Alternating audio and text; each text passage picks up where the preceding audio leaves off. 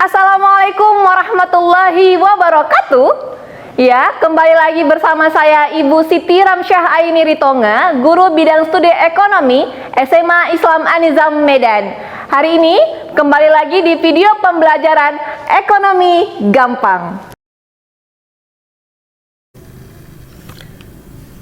Mari kita buka pembelajaran hari ini dengan mengucapkan lafaz Bismillahirrahmanirrahim. Ya, anak-anak ibu kelas 11, kita masuk bab yang baru mengenai perdagangan internasional. Saya bagi menjadi 2 kali pertemuan untuk materi ini. Untuk yang pertemuan ini kita akan membahas pengertian, manfaat, faktor pendorong dan penghambat, serta teori dari perdagangan internasional.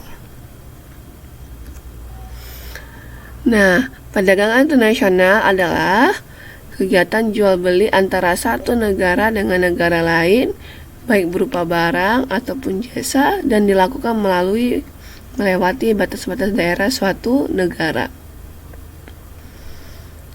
Nah, misalnya Indonesia mengadakan hubungan dagang dengan Rusia, Perancis, Jepang, Tiongkok, Amerika Serikat, Singapura, Malaysia, dan lain-lain. Nah, kalau di perdagangan internasional kita akan mengenal 2 istilah, ada namanya ekspor dan impor. Ekspor adalah kegiatan menjual barang ke luar negeri, yang mana pelakunya disebut eksportir. Sementara kalau impor adalah kegiatan membeli atau mendatangkan barang dari luar negeri, disebut impor, pelakunya disebut importir. Nah, manfaat dari perdagangan internasional yang pertama, sebagai sumber pendapatan devisa, adanya pertukaran mata uang negara dan adanya keuntungan dari hasil perdagangan, kita akan mendapatkan devisa. Yang kedua adalah efisiensi. Nah, kalau efisiensi ini adalah karena nanti kan kita akan hanya akan memproduksi barang-barang yang memang dari segi biayanya lebih murah, dan akan mengimpor barang-barang yang memang modal pembuatan itu lebih mahal. Ini lebih akan melakukan nantinya terjadi sifatnya efisiensi. Yang ketiga, peningkatan produksi barang dan jasa secara besar-besaran. Nah, adanya kegiatan ekspor, kalau bagus kegiatan menjual kita kepada luar negeri, maka produksi-produksi dalam negeri kita Indonesia akan melakukan peningkatan produktivitas secara besar-besaran, baik itu secara barang maupun jasa. Yang keempat, pertukaran dan perluasan penggunaan teknologi. Nah, nanti salah satunya juga kan dari kemarin kerjasama internasional, salah satunya adalah adanya alih teknologi. Ini juga perdagangan internasional juga seperti itu.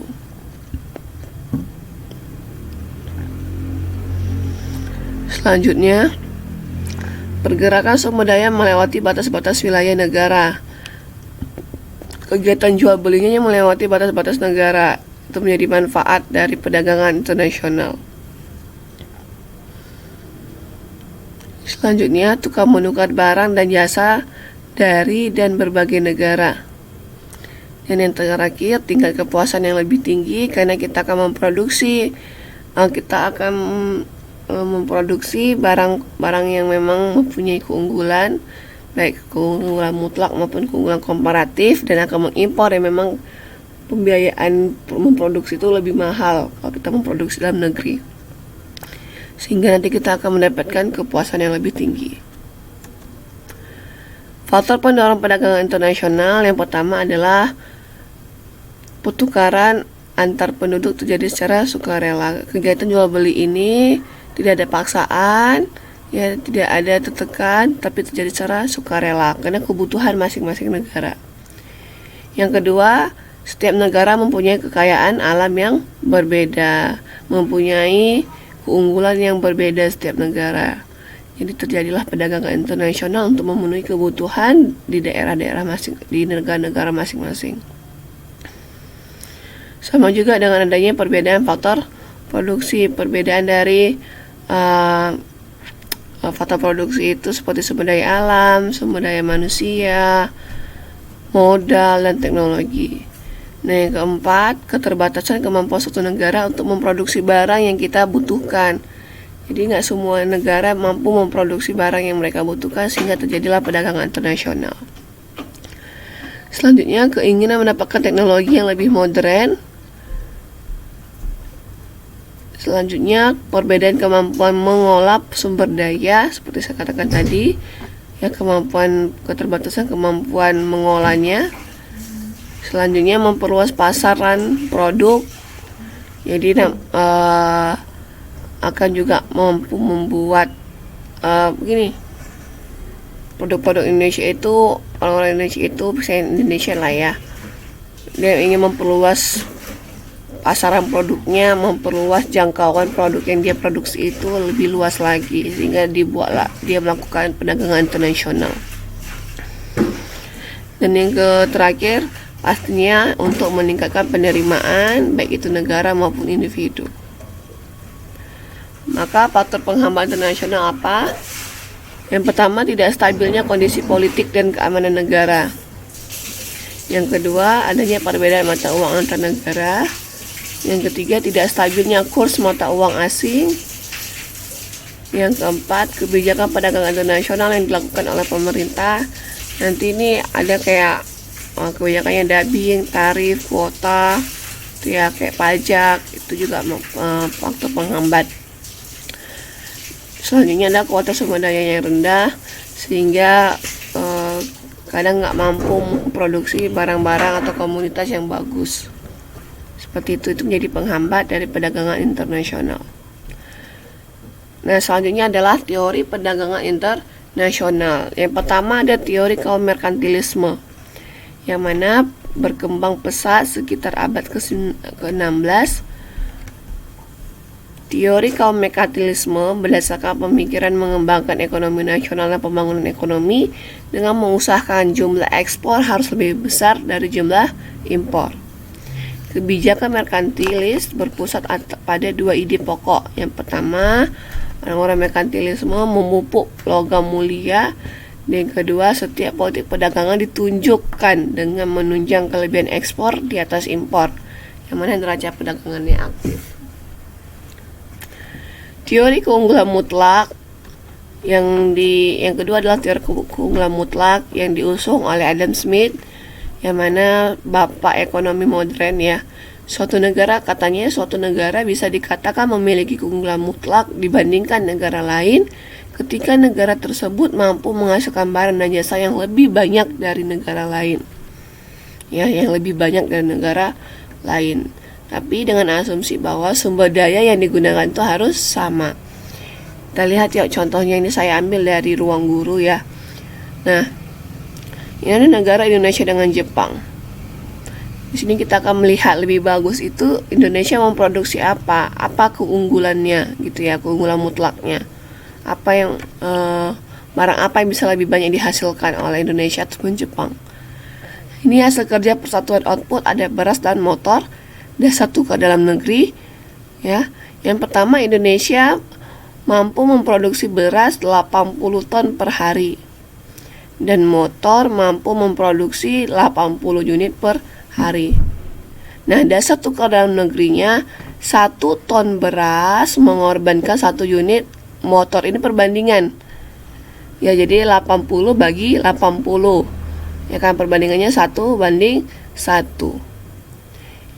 Selanjutnya, dan 1 unit motor juga mengorbankan 1 unit ton beras. Jadi kan gini, kayak kemarin kita sedang belajar biaya peluang. Nggak semua produsen itu mampu memproduksi. Nanti adanya probability curve ya kan, production probability curve, kurva kemungkinan memproduksi. Jadi ketika nanti mau menambah 1 ton beras gitu ya, kita harus mengurangi 1 unit motor, seperti itu maksudnya. Karena adanya keterbatasan sumber daya alam tadi, adanya keterbatasan faktor-faktor produksi tadi. Begitu juga dengan yang ini. Kalau saya mau menambah 1 unit motor, maka saya harus mengorbankan 1 unit beras. Nah, yang kedua adalah kita lihat di Jepang. Di Jepang mampu memproduksi 40 ton beras per hari dan mampu memproduksi motor 160 unit per hari. Bagaimana perbandingannya? Ini kita bandingkan. 1 ton beras mengorbankan 4 unit motor. Itu ya. Jadi kalau saya mau menambah 1 ton beras, saya harus mengorbankan atau mengurangi 4 unit memproduksi motor.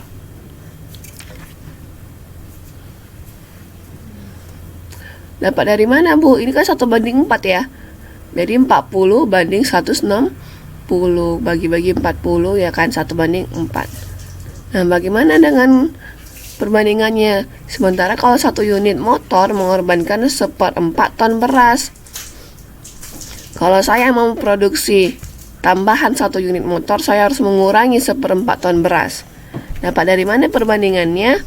160 ya, motornya banding beras 160 bagi 40. Maka kita bisa melihat di sini. Ya.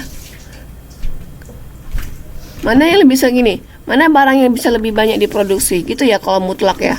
Lebih banyak daripada negara lain.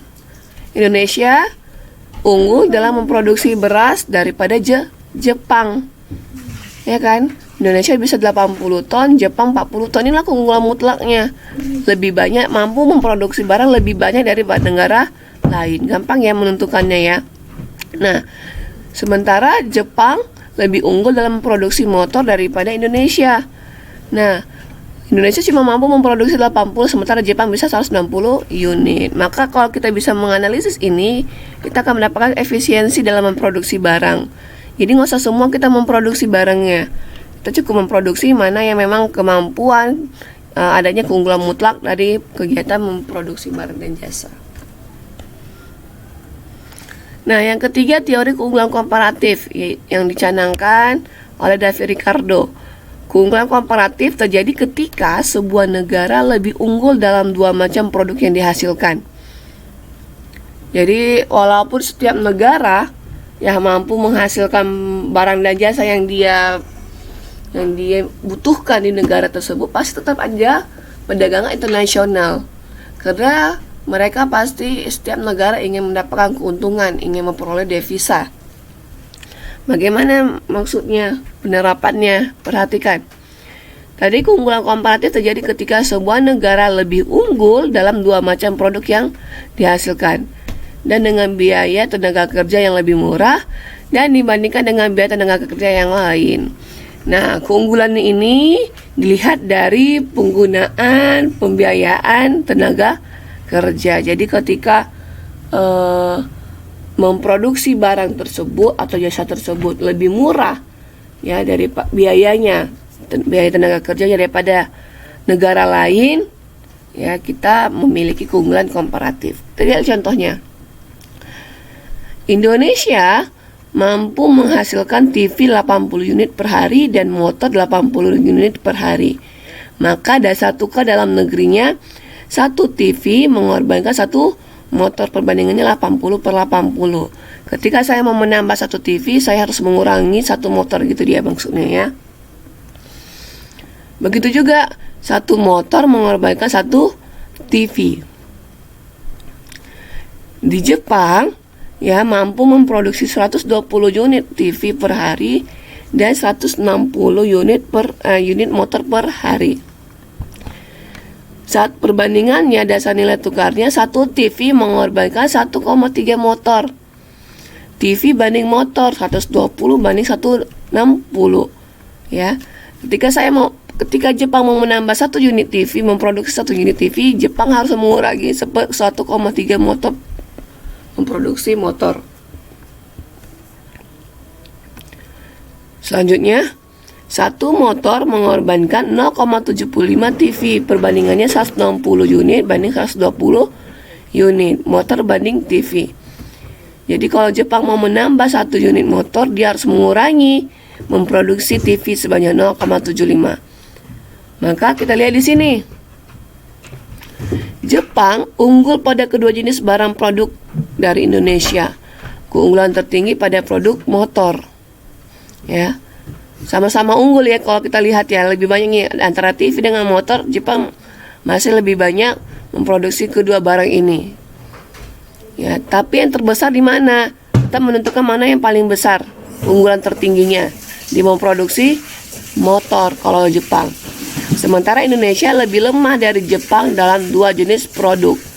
Kelemahan terkecil. Nah, kita lihat kelemahan terkecilnya di mana? Pada produksi TV. Maka bagaimana menentukan keuntungannya ketika terjadi perdagangan internasional? Keuntungan bagi Indonesia. Satu unit di Indonesia, satu unit TV sama dengan satu unit motor.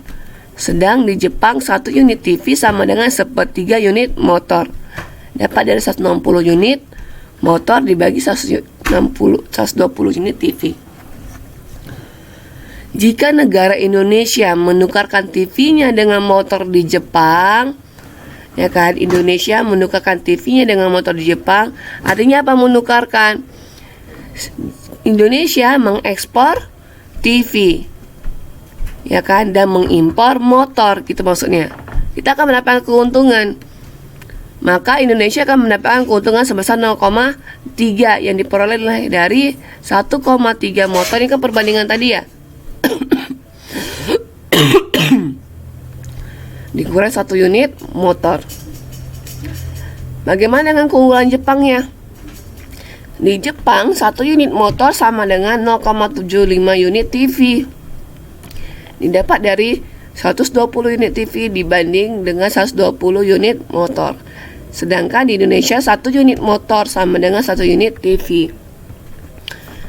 Jika negara Jepang menukarkan motornya dengan TV di Indonesia, nah tadi kita melihat bahwa keunggulan tertingginya di motor, maka yang diekspor itulah yang diekspor. Maka kalau Jepang dia mengekspor TV, mengekspor motor, ya kan, mengekspor motor karena dia lebih kecil angkanya, maka lebih kecil, itu yang lebih unggul produknya, ya.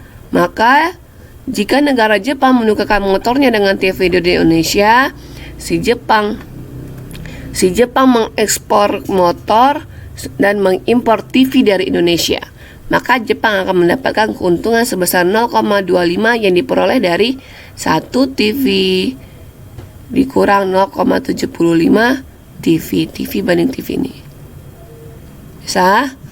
Oke, itu tadi mengenai teori perdagangan internasional. Nanti pertemuan selanjutnya kita masuk yang part 2 mengenai bagaimana apa saja kebijakan-kebijakan dari perdagangan internasional. Terima kasih. Demikian pembelajaran hari ini. Sampai ketemu di video pembelajaran ekonomi gampang selanjutnya. Jangan lupa like, comment, and share. Terima kasih. SMA Islam An-Nizam, unggul, cerdas, Islami. Assalamualaikum warahmatullahi wabarakatuh.